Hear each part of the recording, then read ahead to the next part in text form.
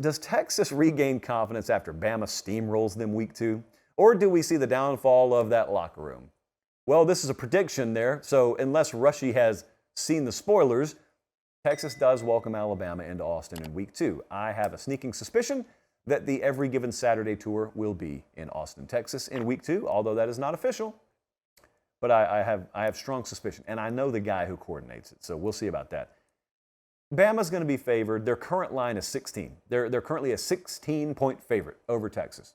So yes, this is not a wild, out on a limb prediction. Let's say they do win by 17 to 21 points. So let's say it's a 37 to 17, 37 to 20 Alabama win. That would be right around what Vegas would expect. That would be a setback for the University of Texas. And then the great question is, I don't know. Because that is what I go back on last year in that OU-Texas game. Texas gets this big lead on Oklahoma. You all remember it. We were there. You all were either there or watching the game yourself. Texas gets out to a big lead, a 4-score lead. I think it was. It was either a lot. It was a big lead. That's what it was. And so then OU storms all the way back. They win 55-48. You remember that part.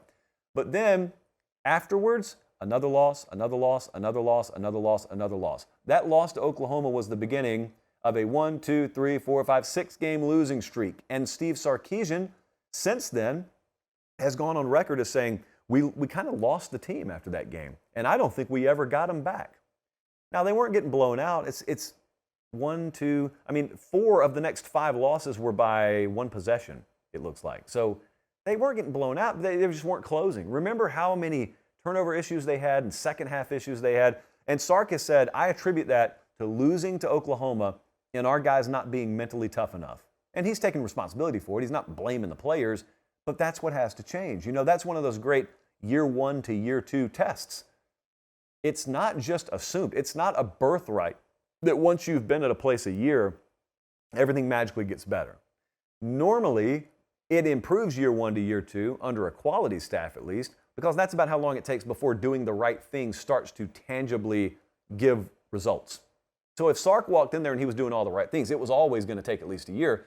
If he's doing the right things, if they're handling business behind the scenes, even if Bama beats them this year, you'll see them rebound. And if they haven't done the right thing, then you'll turn on the Texas versus UTSA game the next week, and it'll be 17-16 early fourth quarter, and you'll be saying, what did Alabama do to Texas? And there will be your answer. Here's the downfall if this is the case.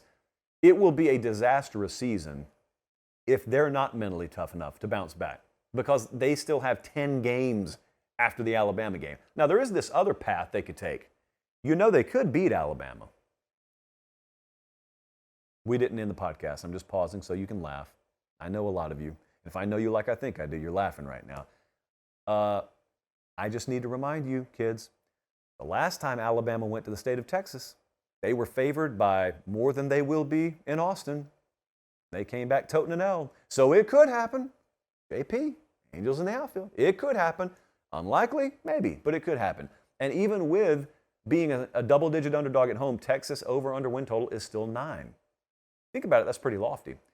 So I think it's the great unknown. I think regardless of even if they lose to Bama by 3 points or 30 points, how they respond there will go so far in proving whether Steve Sarkisian's formula and his model is working in Austin.